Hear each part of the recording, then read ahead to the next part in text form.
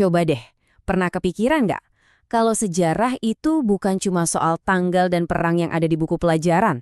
Sejarah itu, ya ada di mana-mana, ngumpet di sekitar kita. Di baju yang lagi Anda pakai sekarang, di tanah tempat Anda berdiri, bahkan di dalam dongeng-dongeng yang sering kita dengar.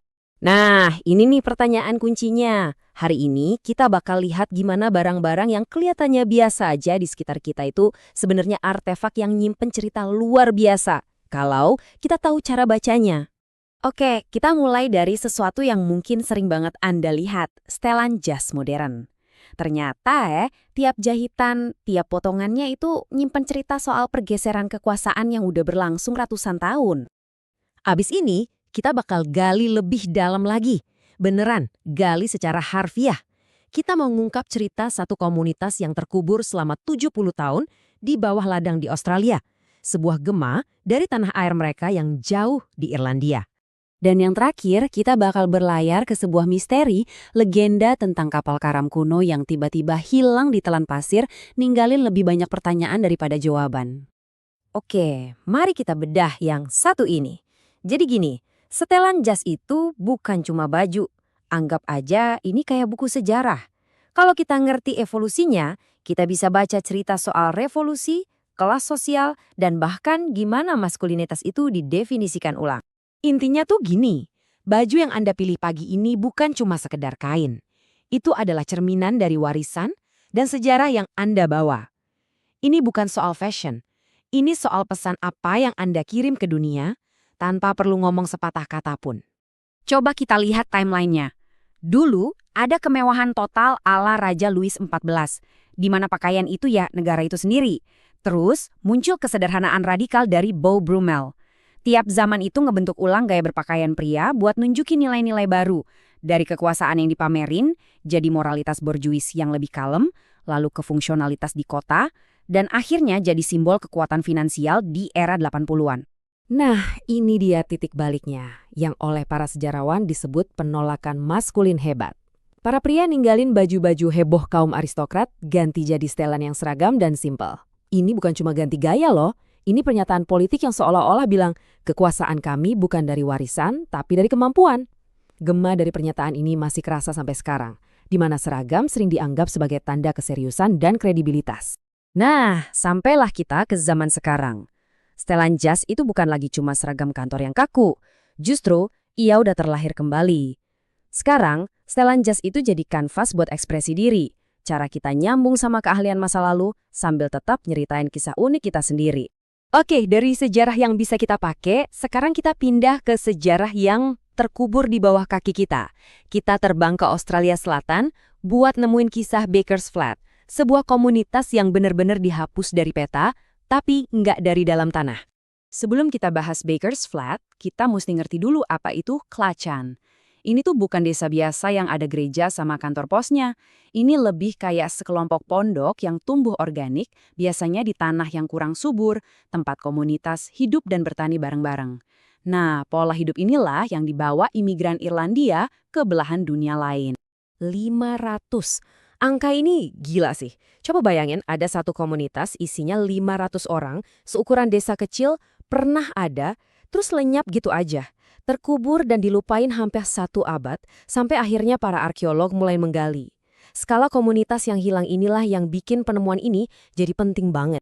Nah, di gambar ini kita bisa lihat koneksinya dengan jelas. Di sebelah kiri, itu Klachan tradisional di Irlandia.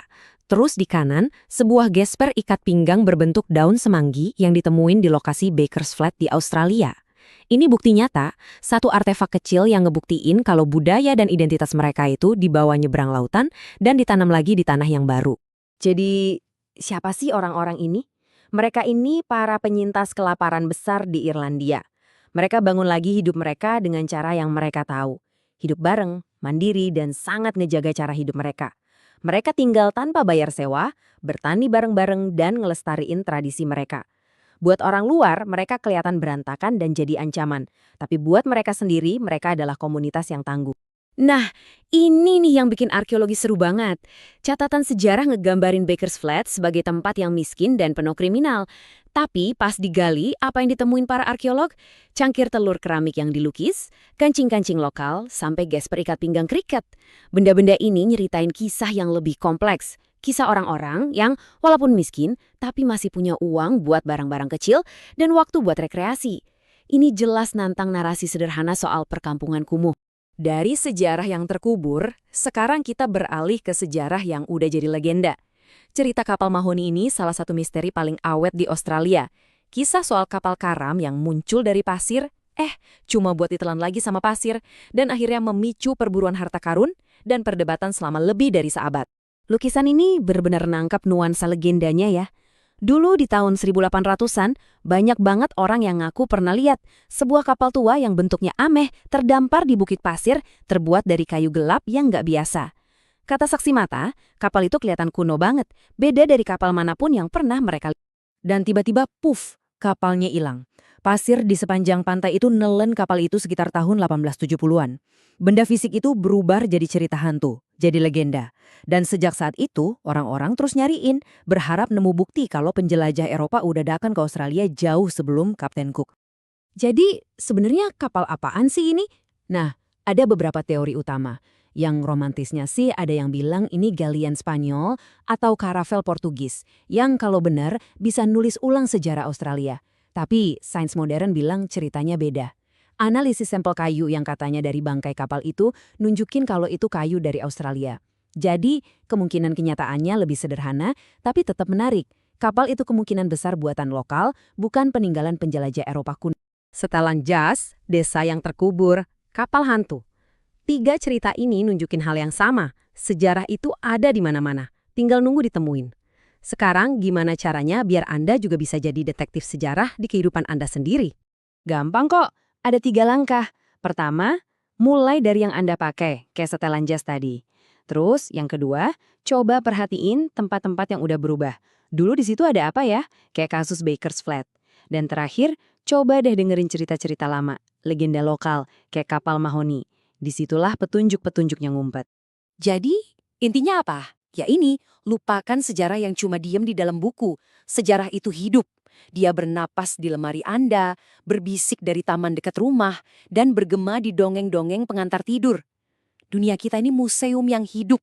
Jadi, saya mau tinggalin satu pertanyaan buat Anda. Setelah lihat gimana setelan jas, ladang, dan bukit pasir bisa nyimpen sejarah yang begitu kaya, coba pikirin dunia di sekitar Anda. Lihat lebih dekat, dengerin lebih teliti. Kisah luar biasa apa yang sebenarnya tersembunyi tepat di depan mata Anda.